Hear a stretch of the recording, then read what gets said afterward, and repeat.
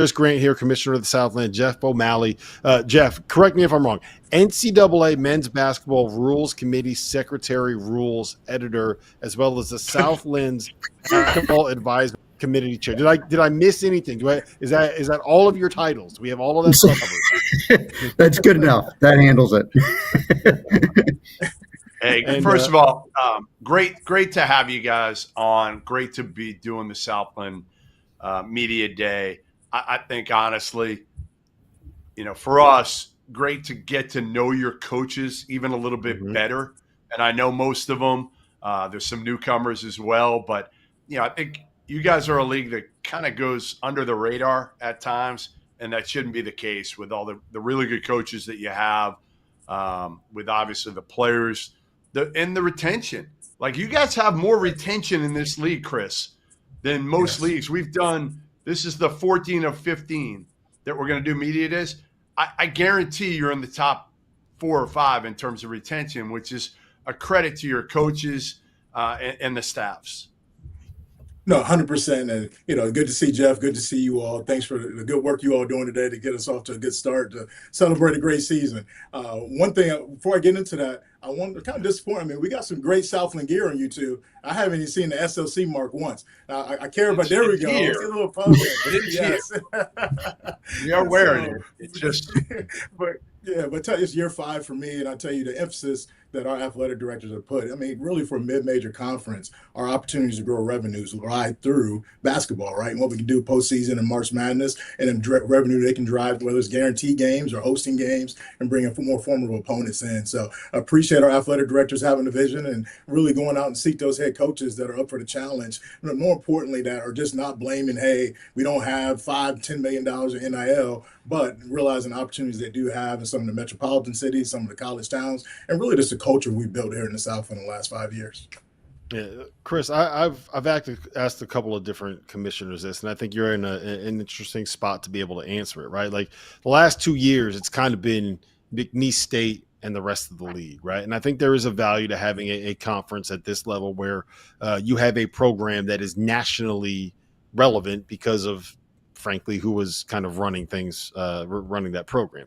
But there's also an argument to be made where having 3, 4, maybe even 5 teams that are competing for a championship is going to be something that is really good for the competitiveness and the quality of games and the amount of games that you have during the season that actually like have some kind of impact on a championship at the end of the day. Where do you kind of fall on that? And I mean, there's pluses and minuses to both sides.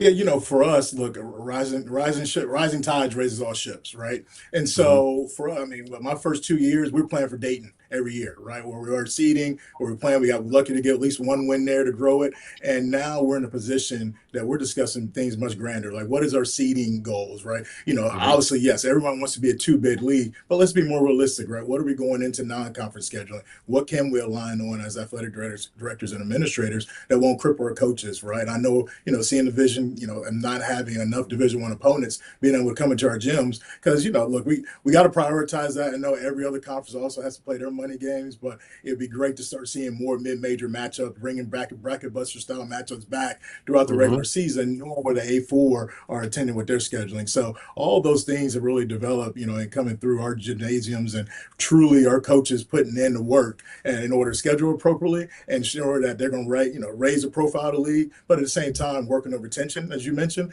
and our athletic directors providing that platform. So I just couldn't be thrilled to be in a position that they believed in the message and something we set out to do 4 years ago. And I think we're a little ahead of schedule. But this year, to your point, I'm expecting 6, 7 teams to be in the conversation when it comes to championship. And that's on both sides, right? I don't think we have a clear front runner. Just a lot of talented rosters, but you all heard you say it earlier, those senior Latin teams, the more experience, the more Tavon Sadler aged student athletes on our rosters might bring us a little more success this year. All right. Hey, Jeff, again, your title, Rob read it out. I just heard, Secretary Rules Editor. That's all I heard. And I don't know how many rules are left in college basketball right now, but one thing I do want to ask you about is your background is officiating, right? How long were you an official for? 34 years. 34 years. So you are fully equipped to answer this question for me. we have officials working 20 straight days. They are zigzagging around the country, going from maybe California to Omaha to New York in successive days. Tell me why the heck we do not have a universal assigner at this point.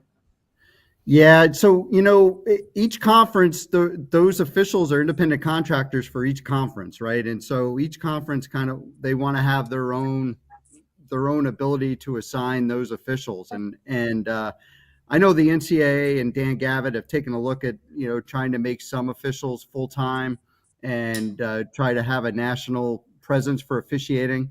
I just don't know where that's going to land right now. It's just not feasible right now. But Jeff, like those officials that zigzag across the country, like those are the officials that our coaches want on those games, right? And so they're in demand. Yep. Our coaches feel comfortable with them on the games. They're some of the best officials we have in the game, and so maybe a less a person like a Doug Sermons, who's zigzagging across the country, our coaches are going to feel a little more comfortable with him than somebody who's a fresh face coming up. Yeah, they'd rather him on the 19th straight night than they would on somebody else that they don't know. I get it. I just feel like something can be done to make it so in February, when the games are even more meaningful, these guys aren't completely worn down. Anyway. And the leadership we have now with the coordinators of officials, there's more and more of those leagues. There's I think there's 5 coordinators of officials that do almost all the assigning throughout with their consortiums now, and they all really work well together. And that's something that we really have now, not only from an officiating standpoint, but also from a rule standpoint, right? We have everybody's kind of working in the same direction. We got everybody on the same page. We're all speaking the same language in terms of what we want called and the rules that we want implemented. So it's a really great time to be a part of NCAA basketball with this. All right, Chris, you see this branding here, Field of 68, right? That's co-branding right there. No other conference has done that. I've been watching. Nope, only you guys. And I promise you, this quarter zip is going to get a lot of work during the winter around here. It is 36 degrees when I woke up this morning up here, so it's going to get a lot of run, a lot of play. But one of the biggest talking points this offseason has been expanding the tournament, and I think that you are in an interesting spot to have an opinion on this, because if we go to 76 teams, right, I don't know if the Southland is going to automatically become a conference that is always getting 2 bids in the tournament. What it would probably do is put you in a position where you're almost always playing on either that Tuesday or that Wednesday, depending on who ends up getting in for you. So where do you guys stand on expansion? And if you had the opportunity to be able to guarantee that you end up, or not guarantee, but more or less give yourself an opportunity to win that Tuesday or Wednesday game and win yourself the tournament credit for that, is that a good thing for the league long term? Well, a unit's always a good thing. However, we're now, as I mentioned earlier, we're on a different trajectory as far as Southland goes. One time I was looking at Missouri Valley and the MAC and Conference USA and others of what they're doing. We're beating them now, right? We're just as competitive. So, my goal is to provide ourselves the best seeding so that on day 2, that we're able to double down to get those wins, right? At one time coming into this, yes, we were folks on that one, realignment and all that. We were at 8 teams, and now having a full membership of 12, and who knows where that goes from there. I want to provide the best opportunities as long as our athletic directors and our presidents are willing to invest, right? And we're seeing that from a head coaching standpoint for some of the gentlemen you talked to today and some of the young women you will speak with later today too. And so with that said, it's my job to continue providing those opportunities and fighting for them. Look, expanding the tournament, it will assist that, right, and where we are and seeding potentially, and it could be detrimental at the same time, but we won't know until you try it. And I think, I'm not dumb to the fact of, prior to me, the Mike Slides, the Delaney's, the Swaffords of the world, right? they got March Madness right, and where we are now, being probably one of the most marketable and most entertaining weeks or tournaments and months of the year when it comes to all of sports. So why not look at change, right, and embrace it and see where we can go, and knowing some of those larger brands are why we have these opportunities, and they're bringing a revenue that helps sustain not only our conference office but our athletic departments based on those units. So I'm definitely open to it, but I want to make it exciting. I'm hoping the NCAA is not giving it away for free, and we're definitely trusting Danny Gavitt and President Baker and where they want to move it forward. Hey, Jeff, what's the biggest hot button topic that you're dealing with right now on the committee? Yeah, so right now it's the implementation of the coaches challenge, right? We've heard in the pace of play, right? We've really heard that our pace of play is can get slow, especially the last 2 minutes of the ball game. We have data that there's even some leagues that their average game time is the same as an NBA game, right? And they play 8 more minutes than we do. So we really want to move the game along. We want to administer free throws faster. We want to administer throw-ins faster. And we really think that this coaches challenge now, taking away the officials' ability to review out-of-bounds plays on their own at the end of the game, that it has to be a challenge call, that's really going to move the game along. And hopefully those last 2 minutes of a close ball game is not going to take 20 minutes. And so, we've kind of mirrored the NBA for how they implemented the coaches challenge, except for we're not going to review foul calls like the NBA does. But basket interference, goaltending, restricted area fouls, and also out of bounds plays, those are all going to be challengeable calls now by a coach. Yeah. Look, Jeff, and I don't know shot, 4 quarters.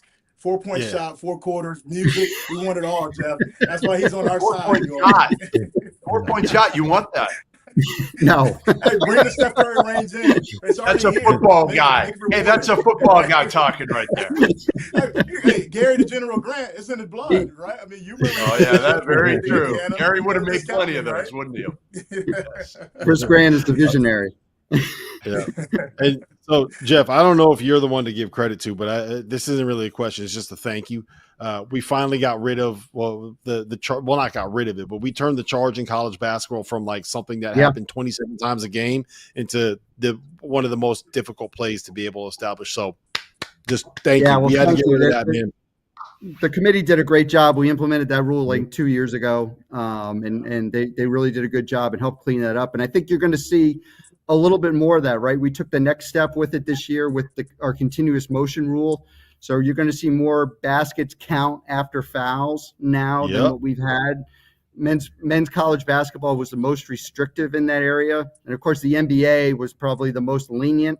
We took a little stance right in the middle there. So you're going to see a little bit more of that, more of those athletic plays finish, and a little more scoring than what we've been used to. Is that more people are yelling and one, and they're actually getting an and one? Correct. Rob, can we get O'Malley on as our consultant, our officiating consultant this year? I know you already have 4 jobs. I know you. I was going to say, does he have room for another title? We got to see what Jeff O'Malley's business card says right now. I got to. He doesn't have a business card. I got to go in the back, right? Right. Don't email him with Lamar's address. We'll get you like a separate room like they have, right? That everybody's got. We'll call it, whatever you want it to be called, and we'll make your title whatever you want. And Dauster, Rob will pay you separately, so you'll be fine. All right. No, but seriously, if questions come up, I'm always available, right? I'm happy to. Happy to answer anything, especially as we get into this thing with the coaches challenge and continuous motion. I'm always available to answer any question that you guys may have moving forward. Yeah. And I want to, like you are doing, I want to thank Jeff.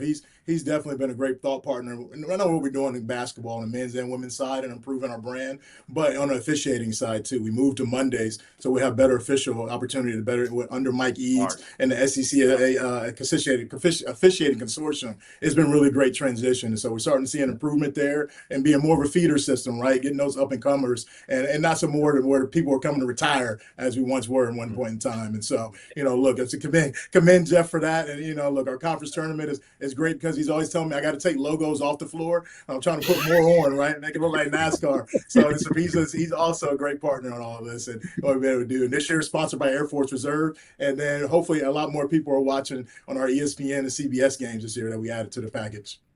Yep. All right, Chris, I got one more for you that's a little bit more serious. So we saw the news coming out of the NBA this week last week, about the issues that they had with gambling and the integrity of the game. How do you prevent against that if you have players that aren't getting NIL? It becomes a lot more probably interesting to hear from a gambler saying, I can give you X amount of dollars if you're able to do this, that, and the third. What have you worked with coaches and programs when it comes to trying to prevent that, and how do you prevent it on your end? Yeah, this stuff is something impacted us that, look, it's not in the commissioner's playbook, right, when it crosses your desk of what that looks like. So we have a great partner in IC 360 who does all the monitoring of all our competitions for the league and kind of, gives us a heads up when there is some, inconsistent bets or, some high dollar bets that are out there, whether it's be domestic or offshores. And so, from our standpoint, look, our student athletes are very vulnerable, right? As you all mentioned, even I think Alvin mentioned, look, it's someone's trying to get a kid to transfer. He hadn't even put his name in the portal, right? So we know that tampering involved. But just think about on the street, just a regular Joe guy, off the street saying, hey, I can offer you $100,000 and change your family's life because you're not getting NIL right now. And, looking at that. So our job is to educate and have a positive impact on these student athletes, knowing that, hey, if you take care of everything and operate out integrity between the lines while you're on our campuses, we're going to get you a degree and we're going to make sure you have opportunity to play at the next level or have a career where you're going to go back and positively impact your communities too. So it's been a lot of work going into that. We just had a meeting with our athletic directors and presidents with IC 360, but last Thursday. And so it's just very important to get what's out there. And, look, unfortunately, I grew up, in the gym with my dad. He coached for 30. I know Jeff said I'm a football guy. My dad coached for 33 years and Gary Grant being my uncle, I grew up and gotten to see some of those, the downfalls of that. My dad experienced it when he was at Toledo and his guys at a neighborhood deli influencing some of his student athletes from Detroit at Toledo for a couple games and a scandal. So it's not going anywhere, but we have to do a better job educating and providing our student athletes access and almost like a hotline when these things are crossing they're coming across it. Yep. All right. Well, listen, guys, we appreciate the time. Best of luck this season, and Jeff, we're gonna hear from you at some point, man, because we're gonna have you on to argue about whenever here's what we're gonna do when officials mess something up, we're gonna bring you on to try to explain it.